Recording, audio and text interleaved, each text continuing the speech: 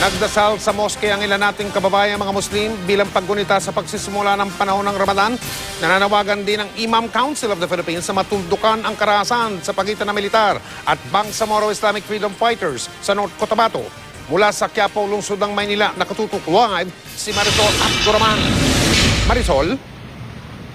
May kapayapaan at tigil putukan nga sa North Cotabato sa pagitan nga yan ng mga rebelling Muslim at militar. Yan po ang espesyal na dasal dito sa Quiapo, Maynila sa unang araw ng buwan ng Ramadan.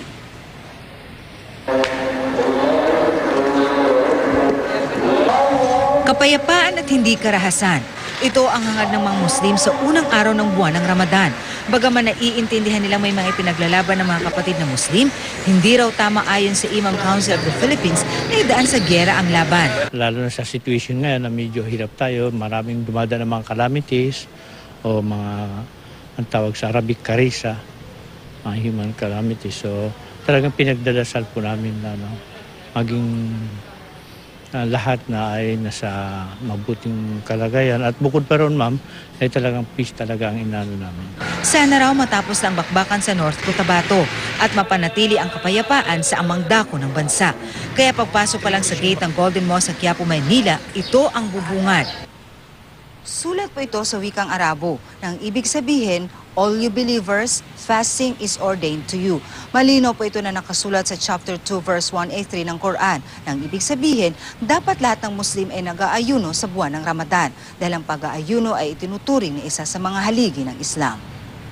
Pagdarasal at paggawa ng kabutihan sa kapwa ang dapat umiral at sakripisyo para maramdaman ang paghihirap ng kapwa.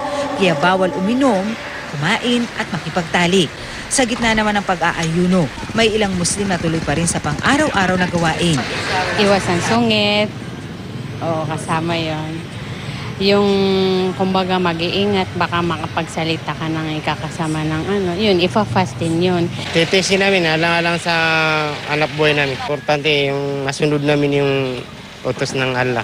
Sa Lawag City, Ilocos Norte, ilang Muslim ang nag-alin ng dasal sa moske. Dahil hindi idineklarang holiday ang pagsisimula ng Ramadan, may pasok pa rin ang mga estudyante at mga empleyado. Sa Cotabato City, inulunsad naman ang isang trade fair kasabay ng pagsisimula ng Ramadan para magbigay ng aktibidad para sa mga nag-aayuno pagsapit ng gabi. Mike, dakong 6:30 kanina, isinagawa ang magribo. Ito yung dasal after ng sunset. At pagkatapos yan, meron na pong tinatawag na iftar. Ito po yung breaking ng fasting, kaya nagkaroon po ng konting salo-salo. Kanina nga po, meron tayo nasaksihan dito na naging tradisyon na po ito ng pamilya Sharif. Dito po yan sa Golden Mosque, Quiapo, Maynila. Ang magpakain po kada hapon, tinatawagan na iftar. Tradisyon po ito ng pamilya na isang buwan po sila magpapakain para po sa mga kapos na mga kapatid na Muslim. At hanggang po ito sa huling araw ng Ramadan o ang tinatawag nating Eid al-Fitr. Mike? At ano ang batian ng mga Muslim pag ganitong panahon ng Ramadan? Ramadan Karim, para bang ganon, Marisol? Marisol?